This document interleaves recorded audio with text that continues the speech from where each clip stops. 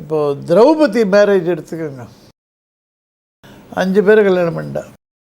நியாயமாக பார்த்தா அர்ஜுனன் தான் கல்யாணம் பண்ணிக்கணும். அவன் தான் சுயம்பரத்தில் அந்த இலக்கை அடித்தான்.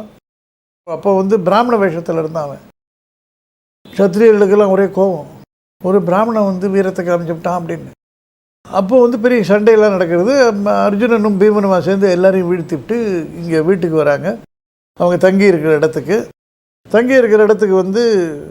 சும்மா வேடிக்கைக்காக அம்மா பிக்ஷை கொண்டு வந்திருக்கேன்றான். சரி, அது 5 பேரும் பகிர்ந்துக்கோங்க வழக்கம் போல் அப்படின்னு விடுறான். குந்தி சொல்லிடுறா. ஆனால் வந்திருக்கிறது திரௌபதி. அதுக்கப்புறம் வரதெல்லாம் கொஞ்சம் ஃபிலிம்ஸியாக தான் இருக்கும். எக்ஸ்கியூஸ் பார்த்தீங்கன்னா, குந்தி சொல்கிறா, நான் சொன்ன வார்த்தை பொய்யாகக்கூடாது, 5 பேரும் பகிர்ந்துக்கோங்கன்னு சொன்னேன். இப்போ இது என்னடா அண்ணா ஒரு பொண்ணு அழிச்சுன்னு வந்திருக்கு எங்கள் சுயமரத்துலேருந்து, நான் என்ன பண்ணுறது அப்படின்றேன். அதுக்கப்புறம் தர்மபுத்திரர் யோசிக்கிறார், இது 5 பேர் கல்யாணம் பண்ணிக்கிறது தான் பெட்டர். ஒன்று குந்தி சொல்லிட்டா, அவள் வார்த்தை பொய்யாகக்கூடாது. இன்னொன்று, நமக்குள்ளே சண்டை வந்துடக்கூடாது. எல்லாருக்கும் அவள் பேரில் ஆசை வந்துடுறது, அவ்வளோ அழகு. ஸோ நமக்குள்ளே சண்டை வந்துட்டால் அதுக்கப்புறம் நம்ம ராஜ்யத்தை திரும்பி பிடிக்கிறது துரியோதனை வீழ்த்துறது எதுவும் நடக்காது. சண்டை வரக்கூடாது. அதுவும் இல்லாமல் அர்ஜுனன் இல்லைன்னாக்க பாண்டவர்களால் ஜெயிக்க முடியாது, நிச்சயமாக தெரியும். ஸோ 5 பேரும் கல்யாணம் பண்ணிக்கலான்ட்டார் அவர். அவர்கிட்ட டெசிஷன் விட்டா 5 பேரும் பண்ணிக்கலான்ட்டார் அவர். தர்மபுத்திரர் இந்த மாதிரிலாம் சில சமயம் பண்ணியிருக்கார். அப்போ அவர் என்ன ரீசன் சொல்கிறார், குந்தியை எதிர்த்து ஒன்றும் சொல்லக்கூடாது அப்படின்றார், அம்மாவை எதிர்த்து. ஆனால் இதுக்கு முன்னால் அந்த ஒரு அசுரனை வீழ்த்துறதுக்கு பீமசேனனை அனுப்பலான்றப்போ கூடாதுன்னு அவர் ஆர்கியூ பண்ணுறார். பீமன் அந்த அசுரன் கொண்டுட்டானா அப்புறம் நம்ம கதி என்ன, நான் மாட்டேன், ஒத்துக்க மாட்டேன்னு ஆர்கியூ பண்ணுறேன். ஆனால் இப்போ அம்மா சொல்ல மீறக்கூடாதுன்றார். மற்றவங்களாம் நாங்கள் இருக்கச்சே, அர்ஜுனன் எங்களோட இளையவன், என்னையோட பீமனோட, அவனுக்கு எப்படி முதல்ல கல்யாணம் நடக்கலாம், அது தப்பாக போகும் அப்படின்றார். அது ஒரு ரீசன் அவர் சொல்கிறது. ஆனால் அதுக்கு முன்னால் பீமன் கல்யாணம் பண்ணிட்டான் ஹிடிம்பியை, அந்த ராட்சச பொம்பளைய. அப்போ அவர் இது நான் அது எப்படி இவங்க கல்யாணம் பண்ணிக்கலாம் அப்படின்னு அப்போ கேட்கல அவர். அதாவது கொஞ்சம் சௌகரியமாக என்ன வருதோ அந்த மாதிரி தான் போகிறார் அவர். பட் அதுக்கப்புறம் இதை கொண்டு போய் துருபதங்கிட்ட சொல்கிறான். இந்த திரௌபதியினுடைய அப்பா கிட்ட இது மாதிரி 5 பேரும் கல்யாணம் பண்ணிக்கணும். அவன் சொல்கிறான், இது 5 பேர் என்ன கல்யாணம் பண்ணிக்கிறது, இது ரொம்ப கேவலமாக இருக்குமே, இது எப்படி ஒத்துக்கிறதுன்றான். அதாவது அப்போவே இது அப்ஜெக்ஷனபுளாக இருந்திருக்கு. இப்போ தான் கண்டுபிடிச்சான் இது 5 பேர் கேவலம்லாம் இல்லை. கர்ணன் ரொம்ப கேவலமாக பேசுவான் சபையில். திரௌபதியெல்லாம் அந்த தூயில் உரியறதுக்கு முன்னால் சீரிய மகளும் அல்லல் ஐவரை கலந்த தேவி அப்படின்வான். ஒன்றும் நல்ல பொம்பளை இல்லைன்னுவான்.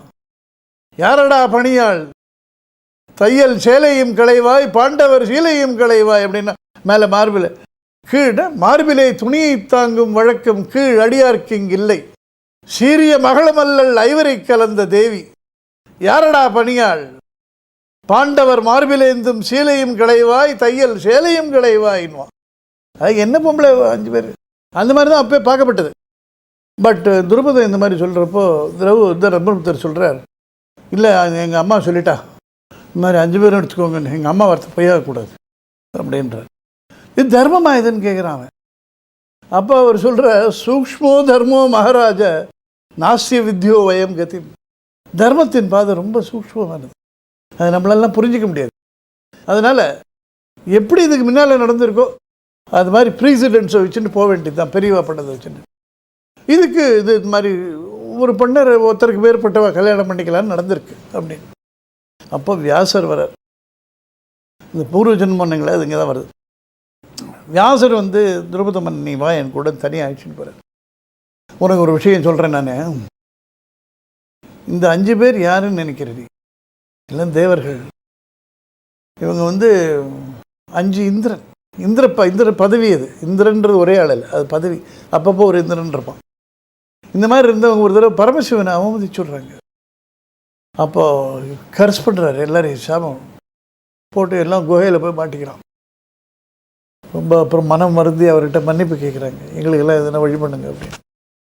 சரி, எல்லோரும் மனுஷ பிறவி எடுப்பீங்க, எடுத்து அதில் நல்லவங்களாக இருந்து நல்ல வாழ்க்கை வாழ்ந்து மேல் உலகத்துக்கு திரும்புவீங்கன்னு. அப்போ அவங்கெல்லாம் கேட்டுக்கிறாங்க, நாங்கள் தர்மதேவன், வாயு, இந்திரன், அஸ்வினி தேவர்கள் இவர்களுக்கு நாங்கள் மகன்களாக பிறக்கணும். அதனால தான் ஒருத்தர் தர்மதேவனுக்கு தர்மபுத்திரர் இப்படி பிறக்கிறாங்க. அதே சமயத்தில் ஒரு தேவ பெண்மணி லக்ஷ்மி தேவி வர. லக்ஷ்மி தேவி அவள் நல்ல காரியங்கள்லாம் செஞ்சு பரமசிவன்கிட்ட வேண்டிக்கிறார், எனக்கு நல்ல கணவன் வேணும். அது 5 தடவை கேட்டுடுறார், எனக்கு நல்ல கணவன் வேணும், எனக்கு நல்ல கணவன் வேணும் அப்படின்னு 5 தடவை. சரின்னு விடுறாரு. ஸோ 5க்கும் சரின்னு விடுறாரு.